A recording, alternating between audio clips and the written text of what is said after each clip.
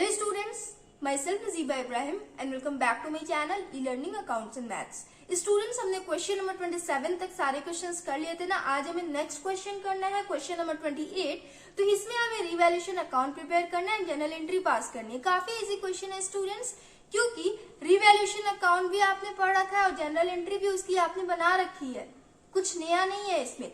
Revaluation account जैसे आप admission में बनाते थे ना, सेम टू सेम आपको इसमें भी वैसे ही बनाना है। अगर एसेट की वैल्यू इंक्रीज हो जाती है और लायबिलिटी की वैल्यू डिक्रीज हो जाती है तो उसकी एंट्री हम क्रेडिट साइड में करेंगे, और अगर एसेट की वैल्यू डिक्रीज हो जाती है और लायबिलिटी की वैल्यू इंक्रीज हो जाती है तो उसकी एंट्री हम डेबिट साइड में करेंगे। ओके, बट फर्क बस इतना ही रहेगा कि एडमिशन के केस में रिवैल्यूएशन अकाउंट के प्रॉफिट एंड लॉस को हम ओल्ड पार्टनर्स के बीच में उनके ओल्ड रेशियो में डिस्ट्रीब्यूट करते थे, बट यहाँ पे रिटायरमेंट के केस में रिवैल्यूएशन अकाउंट के प्रॉफिट एंड लॉस को हम सारे पार्टनर्स के बीच में उनके ओल्ड रेशियो में डिस्ट्रीब्यूट करेंगे। डिस्ट्रीब्यूट तो हम ओल्ड रेशियो में ही करेंगे, बट सारे पार्टनर्स के बीच में, सारे पार्टनर्स मतलब उसमें रिटायर्ड पार्टनर और डिजीज्ड पार्टनर ये दोनों भी आ जाएंगे। ओके, समझ में आया आपको? अब देखिए सॉल्यूशन स्टार्ट करते हैं। क्वेश्चन पढ़ेंगे पहले। क्वेश्चन नंबर 28 में लिखा हुआ है ए बी एंड सी तीन पार्टनर्स है, तीनों का प्रॉफिट शेयरिंग रेशियो गिवन है 5:3:2। बैलेंस शीट दिया हुआ है, आगे लिखा हुआ है कि ए रिटायर हो गया। कुछ एडजस्टमेंट्स भी गिवन है रिवैल्यूएशन के लिए, तो उसे भी हम पढ़ लेंगे।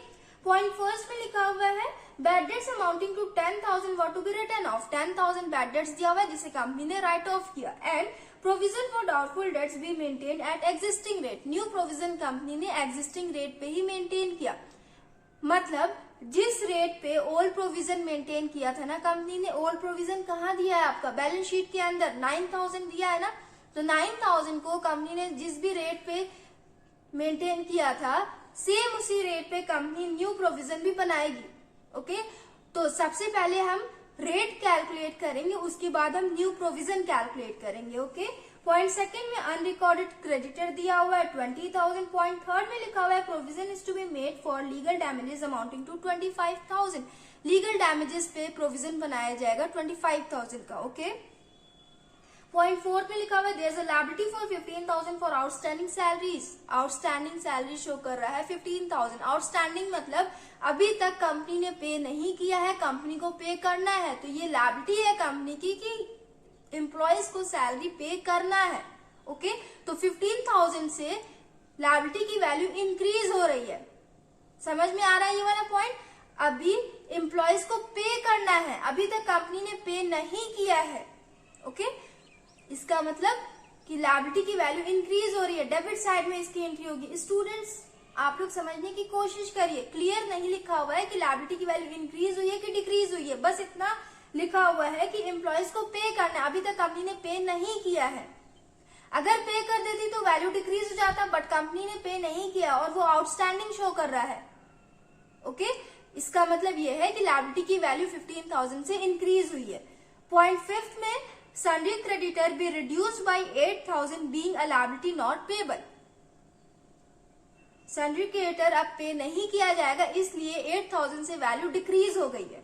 ओके, पॉइंट 6 स्टॉक भी इंक्रीज्ड बाय 15,000। स्टॉक की वैल्यू 15,000 से इंक्रीज हो गई है। And plant is to be reduce to 1,80,000। Plant के वैल्यू रिड्यूस होकर 1,80,000 हो गया है। ओके, क्वेश्चन समझ में आया आपको? काफी इजी क्वेश्चन है। अब इसका हम सॉल्यूशन स्टार्ट करते हैं। चलिए, तो रिवैल्यूएशन अकाउंट मैंने फॉर्मेट ऑलरेडी बना रखा है। एडजस्टमेंट नंबर 1 में लिखा हुआ है बैड डेट्स 10,000 दिया हुआ है। ओके, तो सबसे पहले हम बैड डेट्स के बारे में समझेंगे, उसके बाद हम सॉल्यूशन करेंगे। काफी इजी पॉइंट है, ध्यान से समझिएगा। ओके स्टूडेंट्स, बैड डेट्स किसे कहते हैं?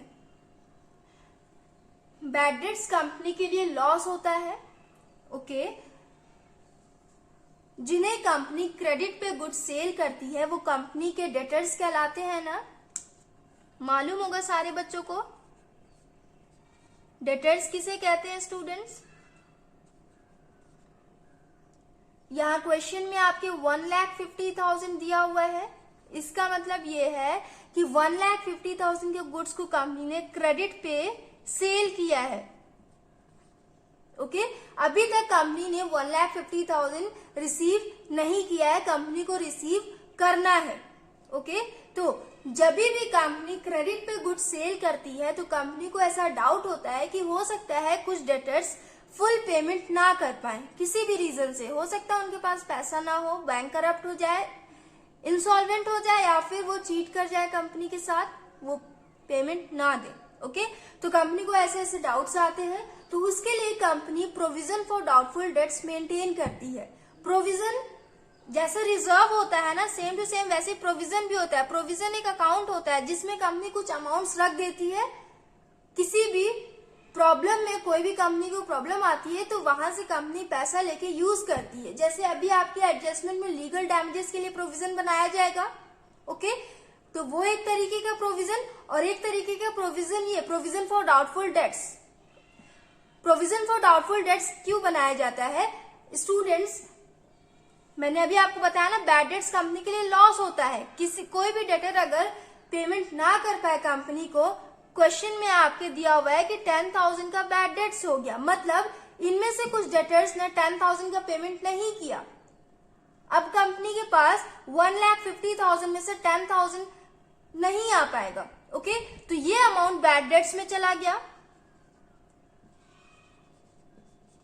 इसी लॉस से बचने के लिए company provision for doubtful dates maintain करती है। ओके, तो यहाँ पे 1,50,000 कंपनी को ऐसा डाउट था कि 1,50,000 में से हो सकता है कि 9,000 तक का पेमेंट ना आए। ओके, तो कंपनी ने 9,000 का प्रोविजन बना लिया। बट क्वेश्चन में ये क्या दिया कि 10,000 बैड डेट्स में चला गया। कुछ डेटर्स ने 10,000 का पेमेंट नहीं किया, बट कंपनी ने प्रोविजन में तो सिर्फ 9,000 रखा है और बैड डेट्स हो गया 10,000 का। तो ऐसे केस में कंपनी क्या करेगी, तो बहुत ही ध्यान से आप लोग देखिएगा। Okay students, workman compensation reserve के बारे में आपने पढ़ा है ना, एडमिशन में आपने पढ़ा है, काफी इजी पॉइंट था, मैंने आपको एक्सप्लेन कर रखा है। मान लेते हैं कंपनी ने वर्कमैन कॉम्पनसेशन रिजर्व में 10,000 रखा है। ओके, किसी भी एम्प्लॉय को, किसी भी वर्कर को जरूरत पड़ेगी तो हम इस रिजर्व में से दे देंगे। मान लेते हैं किसी एम्प्लॉय ने क्लेम कर दिया 15,000 का, उसे 15,000 चाहिए एम्प्लॉय को, तो 15,000 में से 10,000 तो कंपनी इस रिजर्व में से दे देगी, बाकी का 5,000 कंपनी कहां से देगी? तो ऐसे केस में remaining balance company revaluation account से देती है ना, आपने पढ़ा है, रिवैल्यूएशन अकाउंट से कंपनी देती है। तो सेम वाला पॉइंट आप यहाँ पे भी सेम अप्लाई करो। ओके, टोटल 10,000 का कंपनी को लॉस हुआ, तो उस 10,000 में से 9,000 का राइट ऑफ कंपनी प्रोविजन से कर लेगी। कंपनी ने जो प्रोविजन बनाया था ना, उससे कर लेगी। बाकी का 1,000 जो रिमेनिंग बैलेंस बचा, ये 1,000 का right of company revaluation account से करेगी। ओके, तो इस 1,000 की एंट्री आपको रीवैल्यूएशन अकाउंट में करनी पड़ेगी। बैड डेट्स तो टोटल 10,000 का दिया हुआ है, कंपनी को टोटल 10,000 का लॉस हुआ। ओके, बट इस लॉस से बचने के लिए कंपनी ने पहले से ही प्रोविजन बना रखा था, 9,000 का प्रोविजन बना रखा था कंपनी ने। तो प्रोविजन एक अकाउंट होता है ना, कंपनी ने प्रोविजन अकाउंट में 9,000 फिक्स करके रखा हुआ था। ओके, कि अगर बैड डेट्स हो गया तो वहां से हम अमाउंट निकाल लेंगे। तो 10,000 का लॉस हुआ है कंपनी को, तो वो उस अकाउंट से कंपनी 9,000 ले लेगी। ओके, 9,000 ले लेगी, बट कंपनी को टोटल 10,000 का लॉस हुआ, तो 1,000 कंपनी और कहां से लेगी? 1,000 कंपनी रीवैल्यूएशन अकाउंट से ले लेगी। ओके, तो इस 1,000 की एंट्री आपको रीवैल्यूएशन अकाउंट में करनी पड़ेगी। अब किस साइड करेंगे, तो ये भी ध्यान से सुनिएगा स्टूडेंट्स। बैड डेट्स क्या होता है? लॉस होता है ना, लॉसेस की एंट्री किस साइड होती है? डेबिट साइड में। तो इस 1,000 की एंट्री डेबिट साइड में होगी। यहां लिखेंगे टू बैड डेट्स।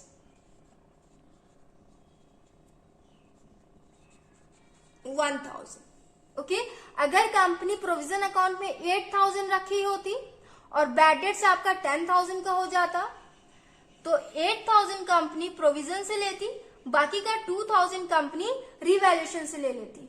ओके, यहाँ पे सिर्फ 1,000 की जरूरत पड़ रही थी तो कंपनी ने 1,000 रिवैल्यूएशन से ले लिया। और डेबिट साइड में इसकी एंट्री हमने इसीलिए करी है क्योंकि बैड डेट्स लॉस होता है, लॉसेस की एंट्री डेबिट में होती है, इसलिए हमने डेबिट साइड में 1,000 लिख दिया। ओके, समझ में आया आपको ये वाला पॉइंट? मैंने समझाने की कोशिश की, आई होप आप लोग को समझ में आया हो। अगर यहां से नहीं समझ में आ रहा है ना तो मैंने 2 साल पहले सेम क्वेश्चन का वीडियो अपलोड किया हुआ था, या तो आप वहां से समझ लो या तो यहां से समझ लो। ओके, इजी पॉइंट है स्टूडेंट्स। उसके बाद देखिए लिखा हुआ है, बैड डेट्स वाला तो हो गया, उसके बाद लिखा हुआ है and provision for doubtful debts be maintain at existing rate. Company ने एग्जिस्टिंग रेट पे प्रोविजन मेंटेन किया। ओके, तो आपके क्वेश्चन में बैलेंस शीट में जो ओल्ड प्रोविजन दिया हुआ था, प्रोविजन में जो कंपनी ने 9,000 रखा था, ये 9,000 तो कंपनी ने यूज कर लिया, कंपनी ने प्रोविजन अकाउंट से ये निकाल लिया ना। अब प्रोविजन का बैलेंस 0 हो गया होगा, प्रोविजन अकाउंट का बैलेंस 0 हो गया होगा ना, क्योंकि 9,000 का तो कंपनी ने राइट ऑफ कर लिया। ओके, तो हमेशा सन्डे डेटर पे कंपनी प्रोविजन बनाती ही बनाती है। ओके, सन्डे डेटर पे प्रोविजन बनाया जाता है। तो अब रिमेनिंग डेटर्स कितने बच गए? 1,50,000 में से 10,000 का तो पेमेंट नहीं आएगा क्योंकि ये बैड डेट्स में चला गया। रिमेनिंग डेटर्स कितने बचे? 1,40,000। अब इस 1,40,000 में से भी कंपनी को डाउट होगा कि हो सकता है कि इसमें से भी कुछ डेटर्स ऐसे निकल जाए जो हमें पेमेंट ना करे, तो लॉस हो जाएगा ना। तो उस लॉस से बचने के लिए कंपनी अब न्यू प्रोविजन बनाएगी। ओके, ओल्ड प्रोविजन तो कंपनी ने यूज कर लिया, 9,000 जो ओल्ड प्रोविजन अकाउंट में कंपनी ने रखा था 9,000, वो तो कंपनी ने यूज कर लिया। अब 1,40,000 पे कंपनी न्यू प्रोविजन बनाएगी। ओके, तो ये न्यू प्रोविजन कैसे बनाया जाएगा ध्यान से देखिएगा। आपके क्वेश्चन में लिखा हुआ है कि एग्जिस्टिंग रेट पे न्यू प्रोविजन बनाना है। तो सबसे पहले हम एग्जिस्टिंग रेट कैलकुलेट करेंगे। स्टूडेंट्स, रेट कैलकुलेट करना आता होगा आप लोगों को। देखिए x मान के हम रेट कैलकुलेट करेंगे। 1,50,000 आपका सन्ड्री डेटर्स था। पहले ओल्ड प्रोविजन की हेल्प से हम रेट कैलकुलेट करेंगे। ओके, तो 1,50,000 टोटल सन्ड्री डेटर था जिसपे कंपनी ने 9,000 का प्रोविजन बनाया था ना। तो मान लेते हैं कि इसका रेट x होगा, इज इक्वल टू, इसे हम कैलकुलेट करेंगे तो हमारा 9,000 प्रोविजन आ जाएगा। ओके, तो अब आप इसे कैलकुलेट करिए। 1,50,000 इंटू एक्स डिवाइडेड बाई 100, तो ये 100 से ये डिवाइड हो जाएगा ना, तो ये हो जाएगा 1,500 x upon 1 is equal to 9,000। Cross multiply करिए students, 1,500 x is equal to 9,000, x is equal to 9,000 divided by 1,500। 0 से 0 कट हो गया, 3 5 जा 15, 3 3 जा 9, 5 1 जा 5, 5 6 जा 30, आ गया ये आपका 6%। ओके, इसका मतलब ये है कि कंपनी ने ओल्ड प्रोविजन 6% के हिसाब से कैलकुलेट किया था। रेट हमने कैलकुलेट कर लिया, अब इसी रेट पे हम न्यू प्रोविजन बनाएंगे। ओके, तो ये आप नोट करना है, कर ले, इसे मैं इरेज करके न्यू प्रोविजन कैलकुलेट करूंगी। ओके, तो न्यू प्रोविजन देखिए स्टूडेंट्स,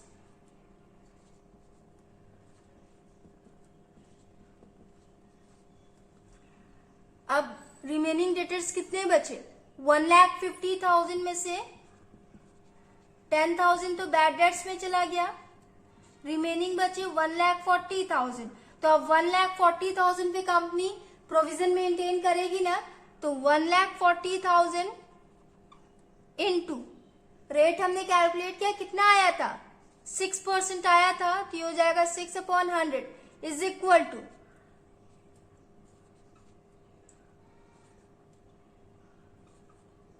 8,400 आ गया आपका न्यू प्रोविजन।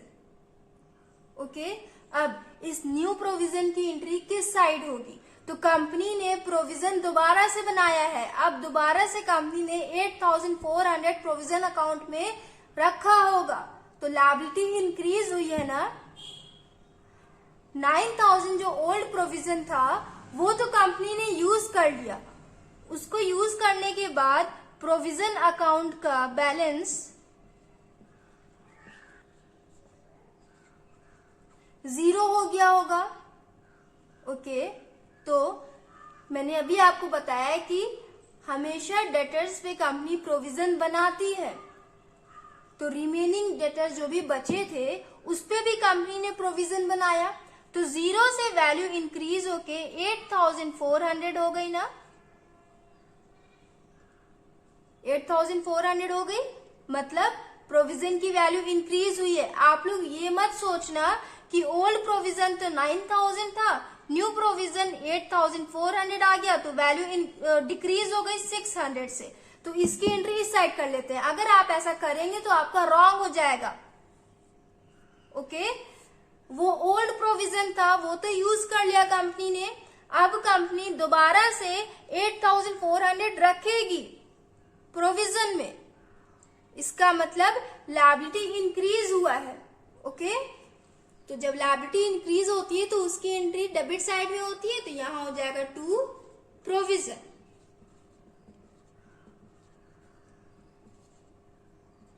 $8,400 समझ में आया आप लोगों को। एडजस्टमेंट नंबर फर्स्ट हमने कंप्लीट कर लिया है, उसके बाद नेक्स्ट एडजस्टमेंट करेंगे। लिखा हुआ है an unrecorded creditors of 20,000 will be taken into account। Unrecorded creditor show कर रहा है 20,000, तो अनरिकॉर्डेड लायबिलिटी की एंट्री किस साइड होती है, डेबिट साइड में ना, क्रेडिटर लायबिलिटी होता है, तो इसकी एंट्री इस साइड हो जाएगी टू क्रेडिटर। अनरिकॉर्डेड आप लोग की मर्जी, आप लोग लिख लेना। ओके, 20,000। नेक्स्ट पॉइंट देखिए, provision is to be maintain for legal damages amounting to 25,000। Legal damages पे 25,000 का प्रोविजन बनाया जाएगा। जैसे हमने ये 8,400 वाला प्रोविजन बनाया है ना, वैसे ही कंपनी 25,000 का प्रोविजन बनाएगी लीगल डैमेजेस पे। तो ये प्रोविजन कंपनी बनाएगी तो लायबिलिटी इंक्रीज हो रही है ना 25,000 से, तो इसकी एंट्री होगी डेबिट साइड में। जब भी कंपनी प्रोविजन मेंटेन करती है इसका मतलब कि लायबिलिटी इंक्रीज हो रही है। ओके, यहां हो जाएगा टू प्रोविजन, यहां आप लोग to provision for doubtful debts लिख लेना, यहां to provision for legal damages. Okay, 25,000 legal damages आप लोग लिख लेना। ओके, 25,000 ये हो गया। नेक्स्ट पॉइंट देखिए, there is a liability for 15,000 for outstanding salaries. Outstanding salary है 15,000 का, कंपनी ने अभी तक पे नहीं किया है, कंपनी को पे करना है। ओके, तो लायबिलिटी इंक्रीज हो रही है ना, अगर पे कर देती तो लायबिलिटी डिक्रीज हो जाता, बट कंपनी ने अभी तक पे नहीं किया है लायबिलिटी, और वो आउटस्टैंडिंग शो कर रहा है, मतलब अभी तक कंपनी ने पे नहीं किया है, लायबिलिटी शो कर रहा है 15,000 का, इसका मतलब उसकी एंट्री डेबिट साइड में होगी। ओके, टू आउटस्टैंडिंग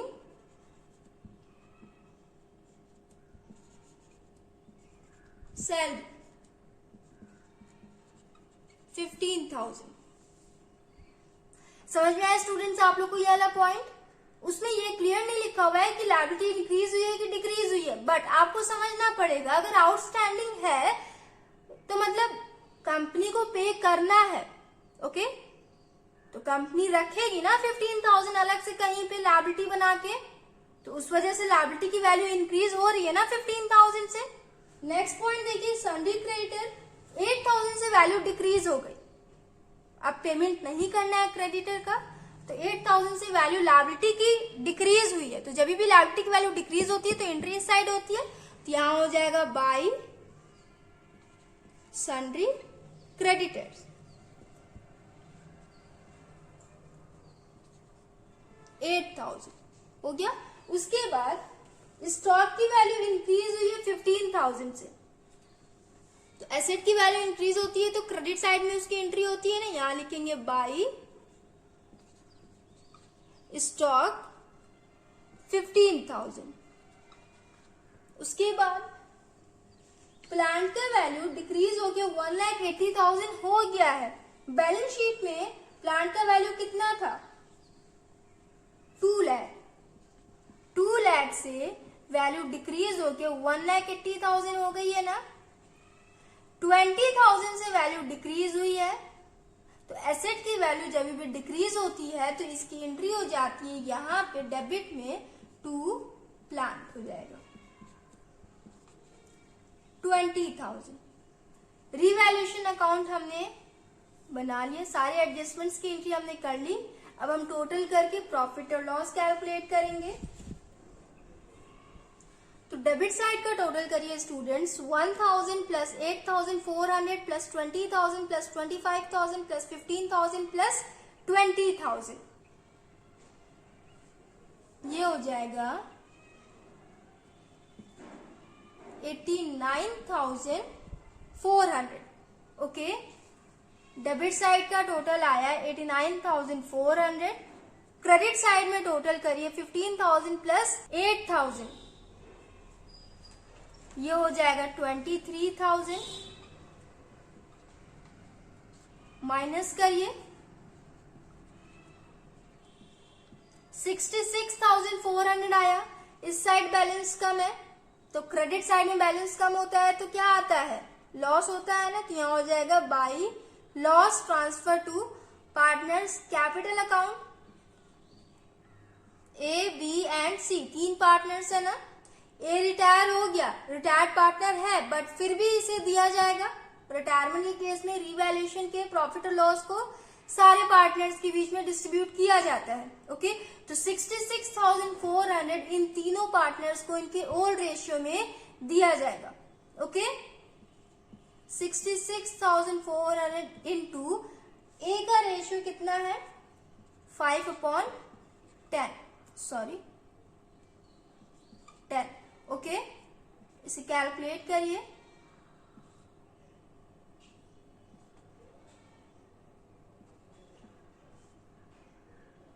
था 33,200 आया, तो यहां लिखेंगे 33,200। ए का हो गया। उसके बाद बी का देखिए, बी का शेयर है 3/10। 66,400 इंटू 3/10, ये हो जाएगा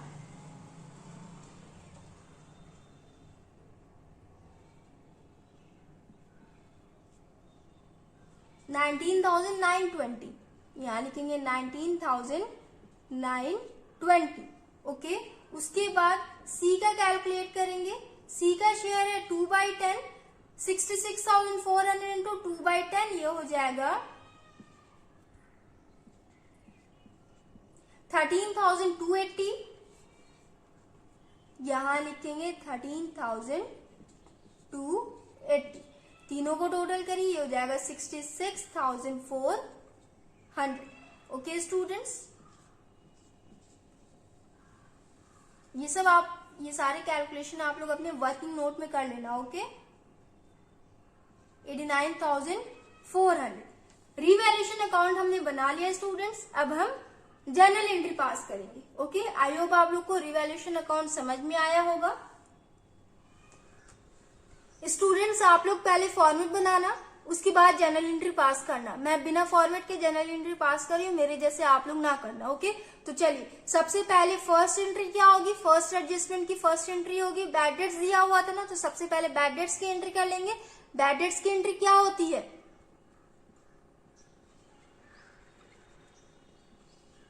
बैड डेट्स लॉस होता है ना, इसलिए उसकी एंट्री हम डेबिट साइड में करते हैं। Bad debts account debit to sundry debtors. Amount हो जाएगा 10,000 एंड 10,000। ओके, नरेशन क्या हो जाएगा? Bad debts return of.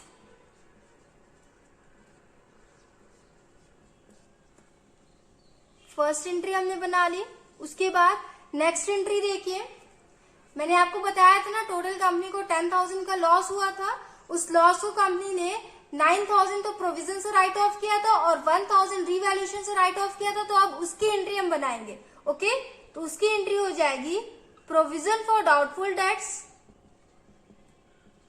Account debit, पूरा आप लोग लिख लेना। ओके, रिवैल्यूएशन अकाउंट डेबिट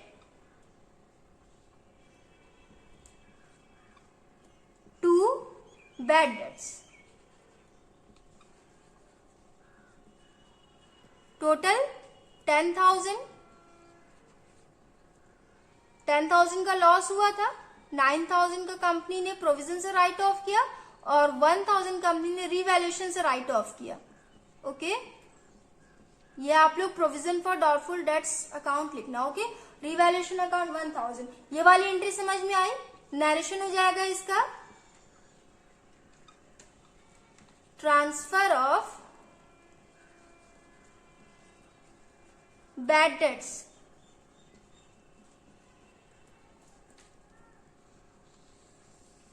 दोनों समझ में आया स्टूडेंट्स? नेक्स्ट देखिए, नेक्स्ट एडजस्टमेंट क्या था? प्रोविजन, न्यू प्रोविजन कंपनी ने मेंटेन किया था ना, तो अब उसकी एंट्री देखेंगे। रिवैल्यूएशन के डेबिट साइड में प्रोविजन की एंट्री हुई है, जनरल एंट्री के क्रेडिट साइड में हो जाएगी। यहां लिखेंगे to provision for doubtful debts. इसकी भी एंट्री हमने क्रेडिट साइड में की है ना।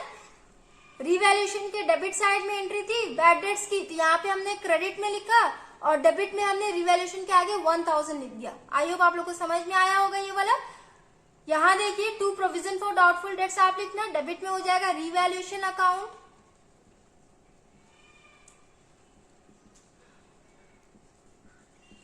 अमाउंट हो जाएगा 8,400 एंड 8,400। ओके, नरेशन हो जाएगा प्रोविजन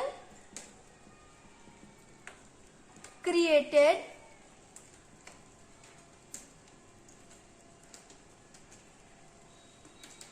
@6%। 6% के हिसाब से हमने प्रोविजन बनाया था ना।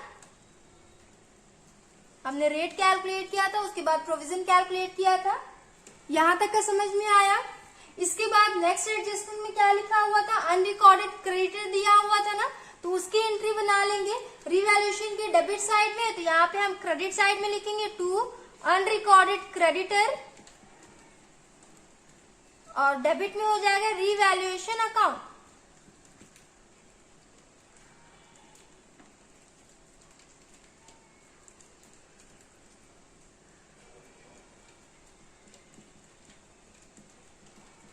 अमाउंट कितना हो जाएगा? 20,000 एंड 20,000। नरेशन हो जाएगा अनरिकॉर्डेड लायबिलिटी।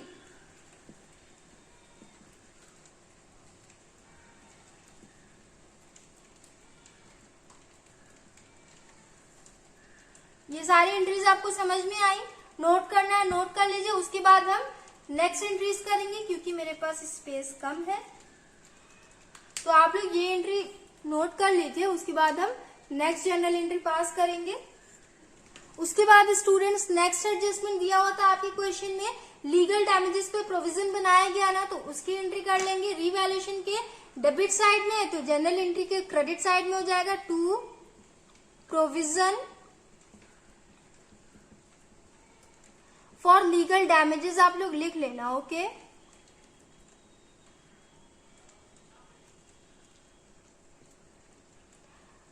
कितना हो जाएगा?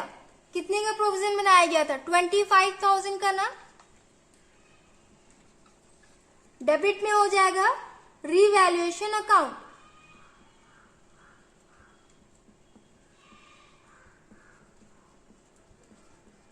25,000। ओके, नरेशन हो जाएगा इसका provision made for damages.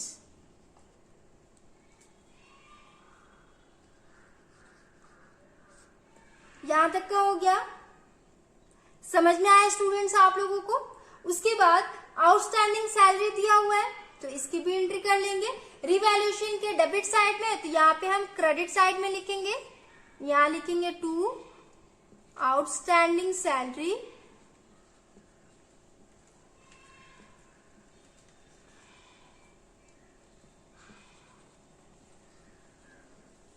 Debit में हो जाएगा रिवैल्यूएशन अकाउंट।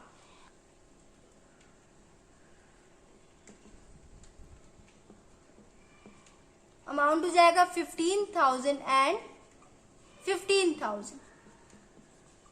ओके, नरेशन हो जाएगा outstanding salary.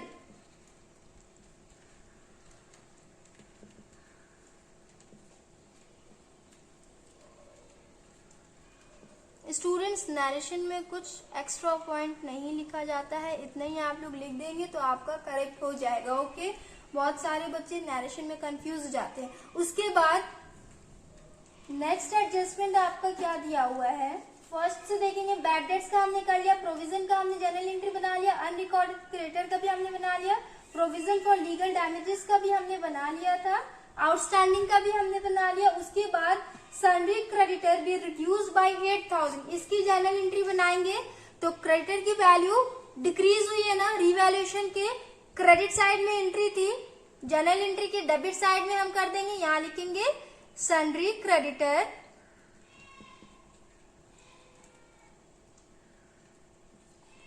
$8,000 to revaluation account.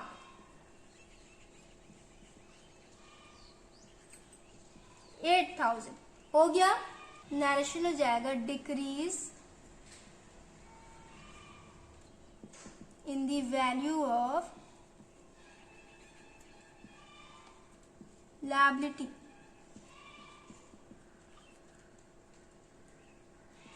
हो गया स्टूडेंट्स, यहां तक का हो गया, ये नोट करना आप लोग नोट कर लीजिए। उसके बाद मैं नेक्स्ट जर्नल एंट्री बना दूं। नेक्स्ट एडजस्टमेंट देखिए, स्टॉक भी increase by 15,000 and plant is to be reduce to 1,80,000। Stock का वैल्यू 15,000 से इंक्रीज हो गया था ना, तो इस रिवैल्यूएशन के क्रेडिट साइड में उसकी एंट्री है, तो यहाँ पे हम डेबिट साइड में कर देंगे, यहां लिखेंगे stock to revaluation account. Amount हो जाएगा 15,000 एंड 15,000। ओके, नरेशन हो जाएगा increase in the value of asset.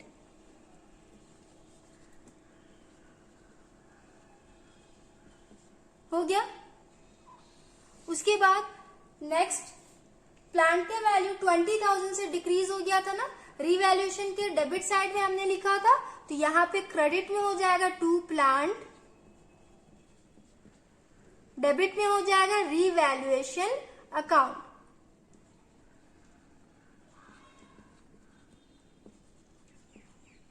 Okay, amount हो जाएगा 20,000 एंड 20,000। नरेशन हो जाएगा decrease in the value of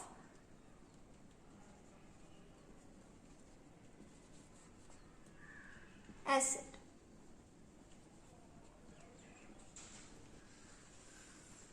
हो गया students.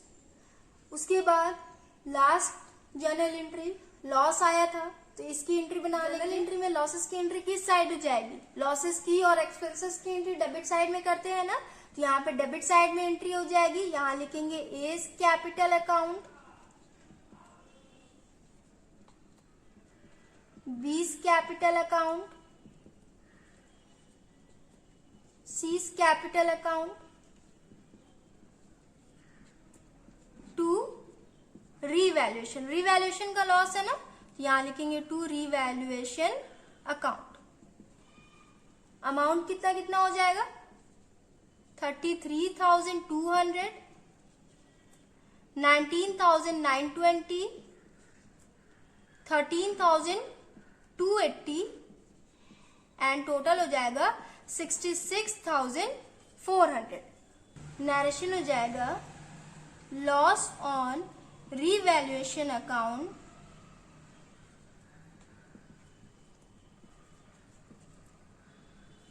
Transfer to partners capital account.